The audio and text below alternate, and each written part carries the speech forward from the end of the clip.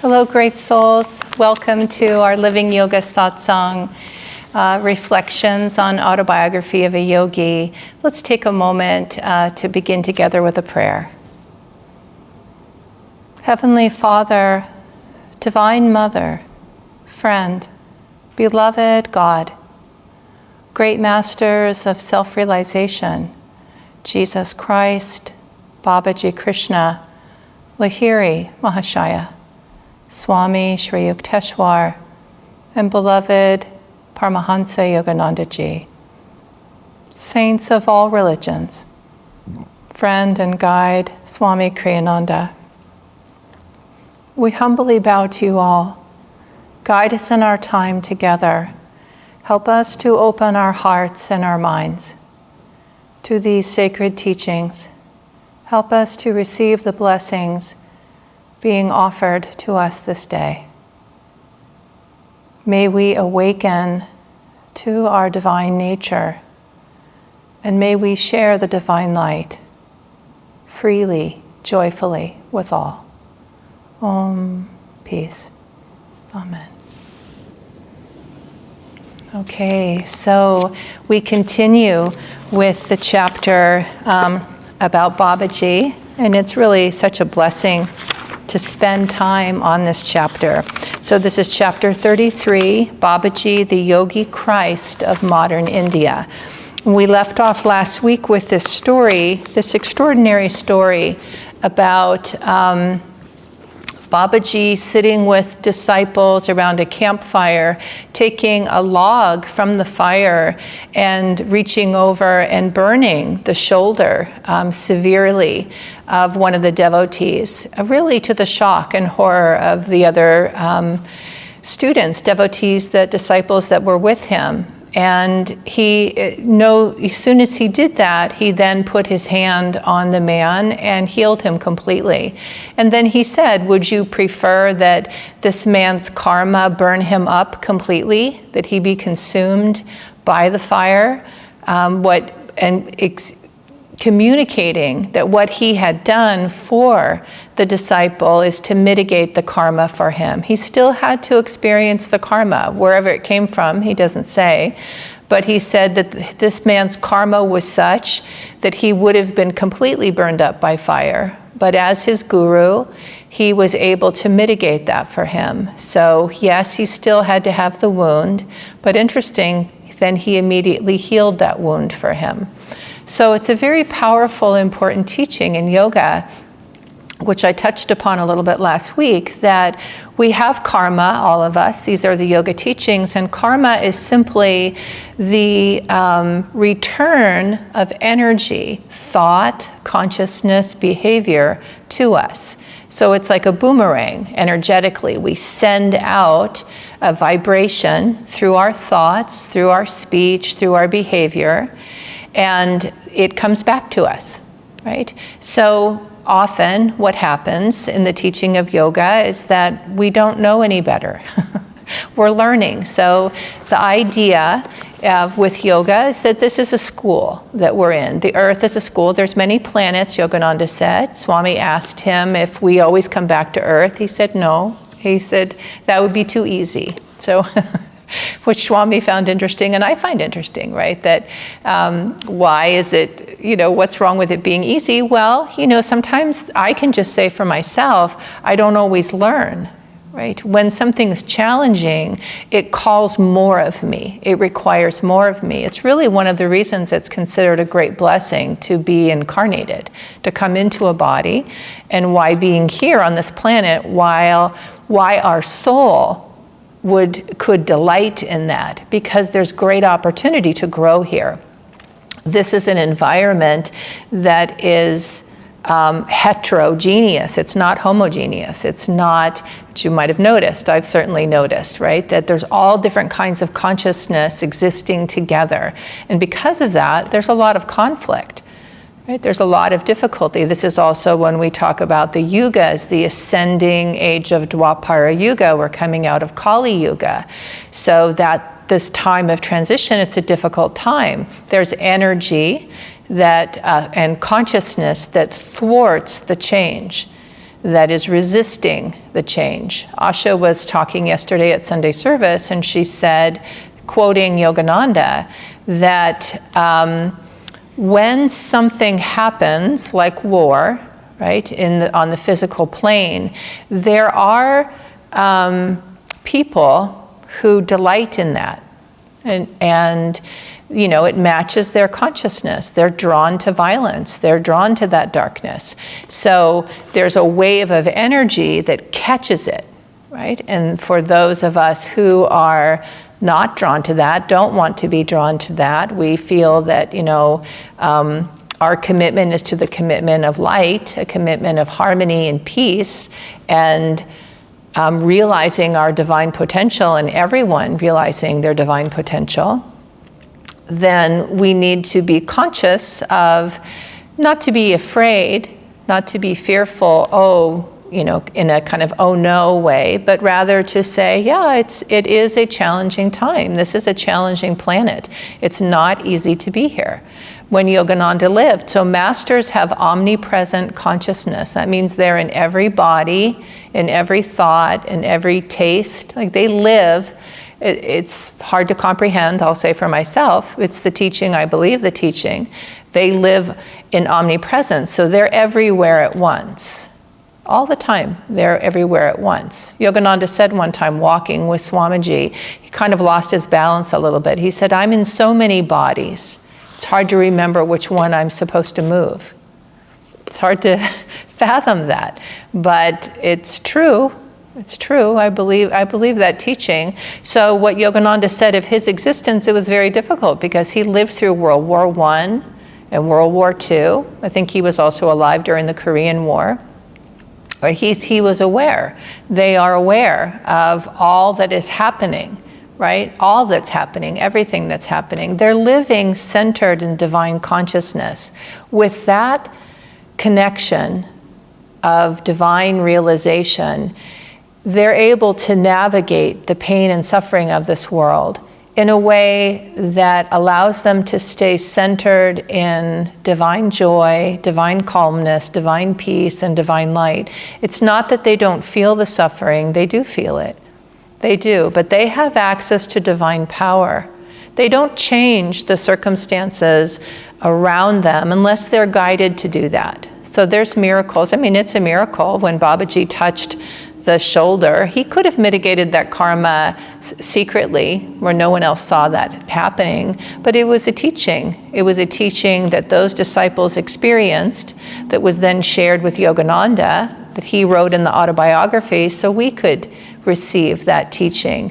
They're always there offering loving support. The whole point of the Earth School, or any planet that we might incarnate on, the soul's journey, is to remember who we are. So it is said, you know, God manifested his consciousness. It's not really a gender, but God's consciousness in everything, and we are a spark of that divinity. And we get caught in the dream of Maya. We get caught, which really is caught in the dream of separateness, feeling that God is there and I'm here. God somewhere is outside of myself. And the more that we awaken, and we touch it along the way, we have these experiences, divine experiences. Hearing the miracles of others awakens us. We read these stories, we talk about them to remember. Right? Remember who you are. Remember who I am. So it's a journey, and it's a beautiful journey to travel together, to be with other soul friends who are committed to this. Not everyone is. Again, you might have noticed. So that's also part of how do you navigate that. I was talking with a student recently about a family member of hers who follows a particular path of spirituality that is dogmatic, very rigid, very dogmatic, and it was difficult for her, right? She was kind of feeling like, what do I do about it? So I was sharing with her, but she happened to be talking to both my husband James and I at the time, and we were both sharing a slightly different, same thing, but from slightly different ways of sharing it, which is ultimately to honor the path of everyone, and to tune in sensitively. Is this a time to offer feedback, information, or not? Right? And there's a story, and I shared this story with her, that Asha told. This is many years ago when Ananda was just beginning, and we've always had an organic farm, and many of our communities have organic farms. We have one too out at Half Moon Bay.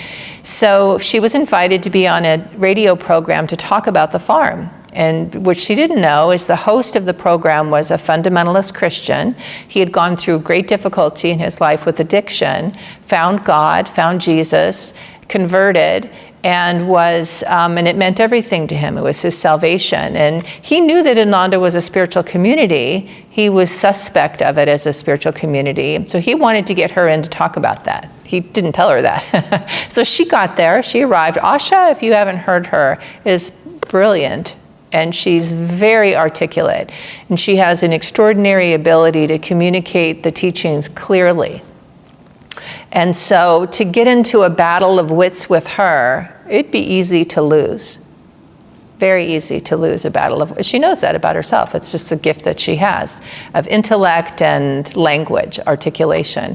So she arrives, they go on air, and he starts asking her direct questions about spirituality. And I imagine he must have shared his story because she knew his story. And she became aware immediately that he needed his spirituality. It had saved his life. And he needed to believe that God was and the teachings of spirituality were exactly as he had learned them to be, with no deviation, no difference in any way.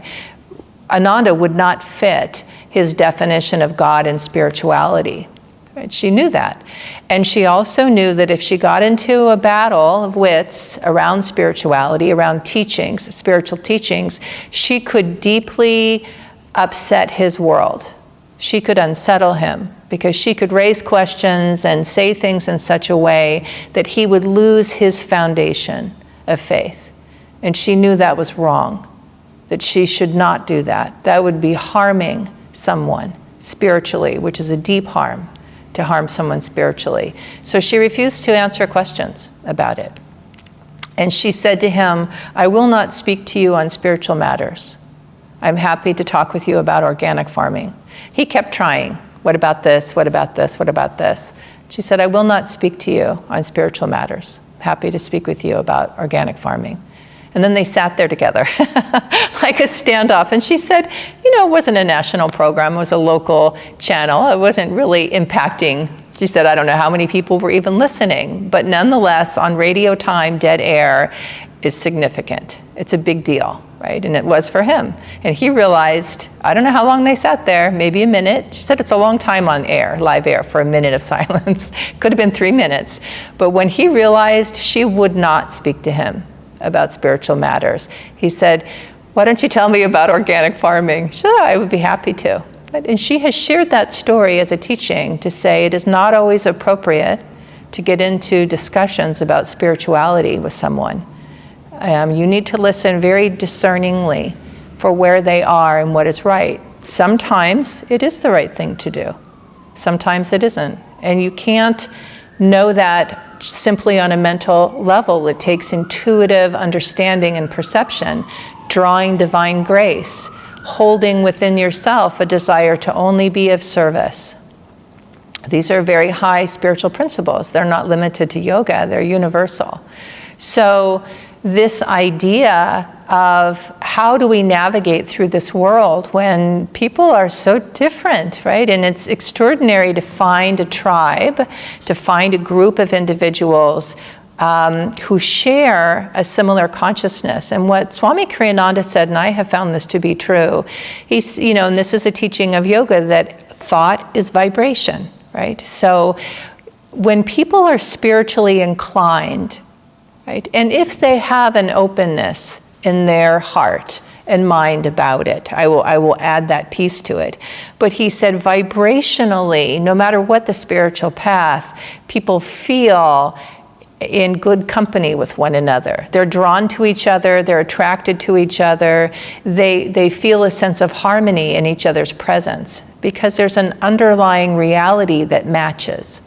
And he said the same is true of accountants and musicians and mathematicians and artists. There's a vibration to consciousness. And when we are with others who share that vibration, it feels comfortable, it feels good. And there's great value in choosing that. If you want to be a good artist, it's recommended that you spend time with those who are dedicated artists. And they've figured it out and they're navigating it, and you'll get into the vibration of it. And we talk about, you may have heard the principle of osmosis. You can just begin to absorb that consciousness and that energy, and you find yourself freer in your own expression of art. So it's true in every field. It's very true in every field, and it's true in spirituality that we tune into. So anyways, I'm just talking about how we navigate. So I have found it to be true that people who have a love for God, I really enjoy their company. I just enjoy their company, whatever their faith, whatever their spirituality, right? There's just something, there's a kinship that I feel and I appreciate. I appreciate their faithfulness to their path, whatever that path is. So yeah, that's just something you yourself may have noticed. But the idea here is that karma is a reality. And the journey is that we're not slaves to our karma. In fact, the whole teachings of yoga and the path of yoga, again, not limited to yoga, but that's what I'm talking about, is that we have an ability to work with that karma and to draw the grace of the master. So I'm sitting, and I don't know, I can't remember now if in the frame you can see, but the pictures of the masters are behind me. Their grace is always with us. God's grace is always with us. Yogananda said that in the equation of divine grace that we have available to us and the grace we need to fully awaken and remember who we are, 25% of 100% is our effort. Now, it feels like 100%. It's not passive at all. It's everything I have, I give to the journey. And that translates to 25% of the equation.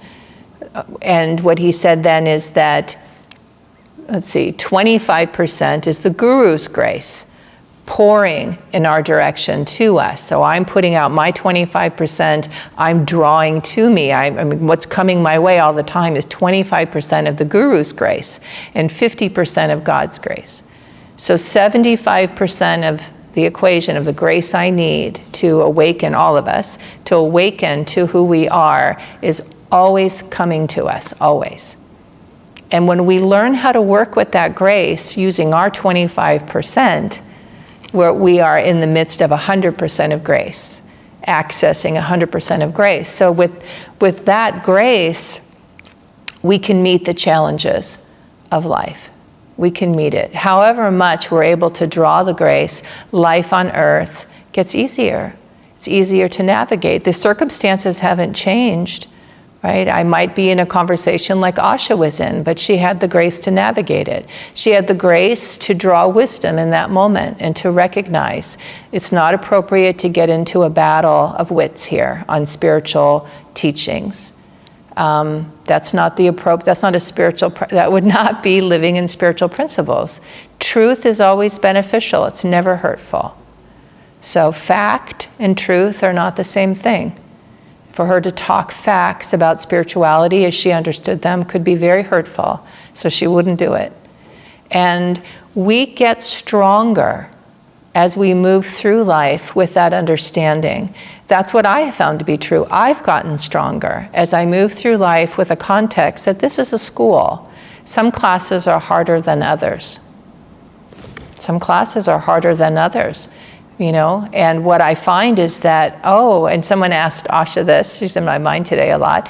They said, do the tests get harder as we grow spiritually? And she paused, reflected, and said, well, it wouldn't make much sense if they didn't. Wouldn't make much sense. It's not really a test if it's not harder. It's not punishment. And that's really a key principle of karma, because like in this moment, it seems cruel to burn someone, right? And the guru burned this person. But it isn't cruel. It is a completion of a spiritual law that what we send out will come back to us. It comes back to us. Now, that's good karma too. Good karma comes back to us. At a certain point in our journey of realization, when we really fully realize, so there's a term called jivan mukta, where the soul realizes itself. It attains a level of spiritual realization. It's not a fully liberated master level of realization, but it's a very high level of realization. You become free of the ego. The ego is no longer identified with the body, with separateness. It recognizes, it lives in communion, in a divine state, but there's still karma to be finished. Now, at the Jivan Mukta level, you could finish the karma in a visualization. You could sit and meditate and visualize everything that needs to be finished and finish it. But sometimes Jivan Muktas let their karma play out as a blessing and gift for other people to learn from. Right? And I can't remember if Swami Kriyananda specifically said that about his life, but he shared that teaching. And when I look at his life, I could imagine that he did that. I could imagine that that was a choice. He went through difficult things. Gurus, advanced teachers who take responsibility for someone's life spiritually because it's asked of them. They wouldn't do it if you don't ask it. In fact, many of the spiritual vows, a key component of that vow is asking or declaring. I will. You read the vow, and then you say, I will. That's you. That's our part. That's our 25%. The divine law will never trespass. God will not trespass. The gurus will not trespass. They stay back until we're ready. Right? The famous line is, when the student is ready, the teacher appears. Now, the teacher might appear, but if you aren't ready, they won't impose. You might not even see them. So that's what I was saying last week about Babaji. He has appeared. He maintains his body, and he can dematerialize to travel, do astral travel. And there's many forms that a guru can appear in. And a friend of mine who I know through Ananda wrote me a beautiful note after last week's satsang and said she was so moved by the conversation of Babaji. She's traveled to India. She's made many pilgrimages. I'm so inspired by her journeys and her life. I'm very inspired by her life. And she was sharing a picture. She shared with me a photograph of when she was in Badrinath above, I think it's called, she was telling me, the Bhima's Bridge, which I think it's called the Heavenly Trail. I can't quite remember now. Anyway, she took a picture of this waterfall, and within the waterfall, it took me a minute. In fact, then I saw her later, and she could show it to me, and I could see it so clearly. It's this shadow outline of exactly what Babaji looks like in the pictures that we have of him in the waterfall, right? And then there's a rainbow above it. And she said it didn't last a long time. And she knew instantly. She felt it. And then when you look at it, you really do see it. And what a great blessing, right? That she felt. She received it. She shared it. I'm touched by it, right? It happens. These things happen. And it's been my joy in life to just be with others who are spiritually seeking. Again, they're seeking and they're having their experiences and then sharing them, and it uplifts all of us, right? It's edifying for all of us. So in the chapter, one of the next stories that's in line with all of this is that on another occasion, it says in the chapter, Babaji's sacred circle was disturbed by the arrival of a stranger. He had climbed with astonishing skill to the nearly inaccessible ledge near the camp of the master. And then this man spoke, "Sir, you must be the great Babaji." The man's face was lit with inexpressible reverence. "For months I have pursued a ceaseless search for you among these forbidding crags. I implore you to accept me as your disciple." He asks, right? And he goes through this amazing feat to find Babaji, climbing in the mountains, and he finds him. When the great guru made no response, the man pointed to the rocky chasm at his feet. If you refuse me, I will jump from this mountain. Life has no further value if I cannot win your guidance to the divine. So he tells Babaji, right? Babaji's response, jump then. Babaji said unemotionally and added, I cannot accept you in your present state of development. The man immediately hurled himself over the cliff. Babaji instructed the shocked disciples to fetch the stranger's body. When they returned with the mangled form, the master placed his divine hand on the dead man. Lo, he opened his eyes and prostrated himself humbly before the omnipotent one. Babaji then says to him, you are now ready for discipleship. Babaji beamed lovingly on his resurrected Chela. You have courageously passed a difficult test. Death shall not touch you again. Now you are one of our immortal flock.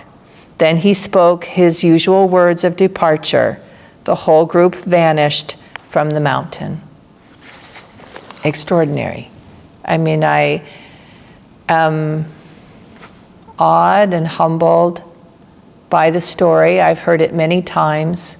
I've read it a number of times. The underlying teaching is that it requires a level of development to receive spiritual guidance, to take our next step spiritually.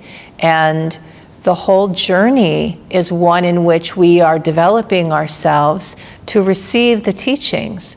Swamiji tells the story of being with Master Yogananda, and one day he wasn't talking to him, he just within his own heart was saying, I wish I could hold all the love that you're offering me. Right? He recognized his own level of receptivity, that what was coming his way was so much bigger than he could take in. He wanted to take it in. And he just, silently was saying this in his mind to Master, to Yogananda. And Yogananda, the next time he saw him, said, how can the tiny cup hold the ocean? He just answered him, right? The journey is one of expansion of consciousness, expansion of self. It's okay if we're not ready for something. It happens. Sometimes it happens we don't receive the teacher, right? Sometimes it happens we're seeking and seeking and it feels like, well, where's my next step? Sometimes it happens, it comes and we step back. Oh, here's the pathway. Here you go. And then, wait a minute, I wasn't quite ready, right? Suddenly the pathway opens. We have a sense within ourselves. I was talking with another student recently who'd been doing some writing, and she's been working on deepening her spiritual life. She felt very clear guidance, right? She wrote it out. It was very clear. She shared it with me, and I asked her how it felt for her. It did feel absolutely like it had that divine vibration to it, right? Full of wisdom. And she said she immediately became afraid. Like it felt wonderful, but then her mind started to race and wonder, how will that all happen? How can it transpire? She was being guided in her work to let something go and open up to something else. And what we talked about is that the journey is not one in which, as a practitioner of a spiritual warrior, is drawing divine grace all the time to move through life.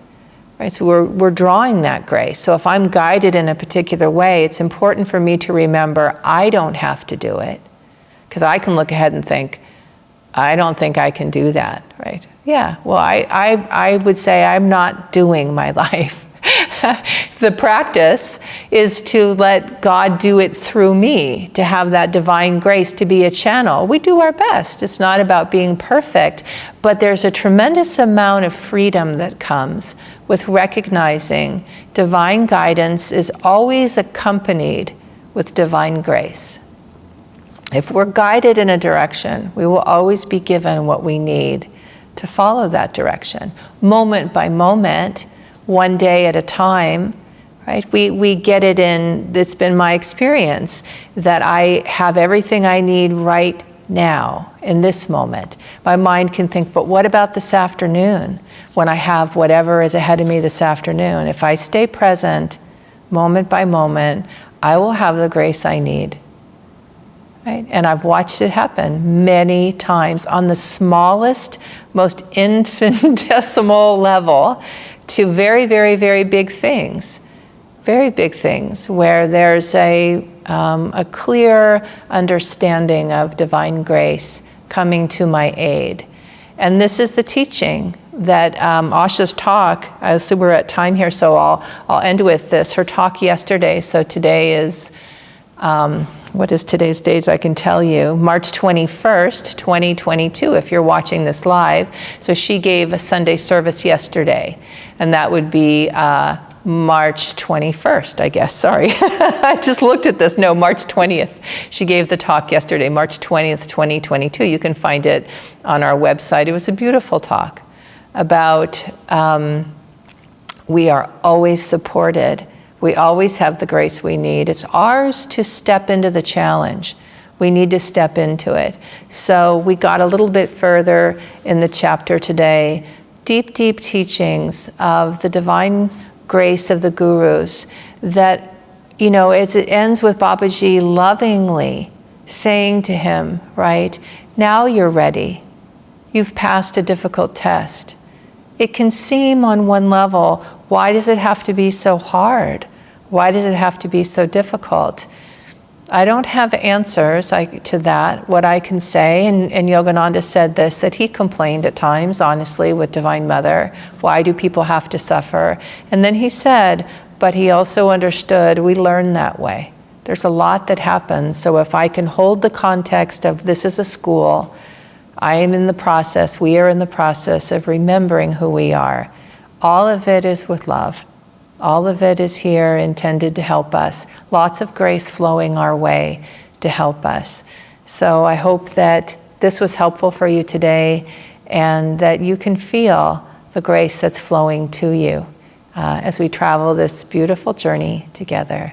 Great to be with you, great souls. Wishing you a beautiful day and a beautiful week.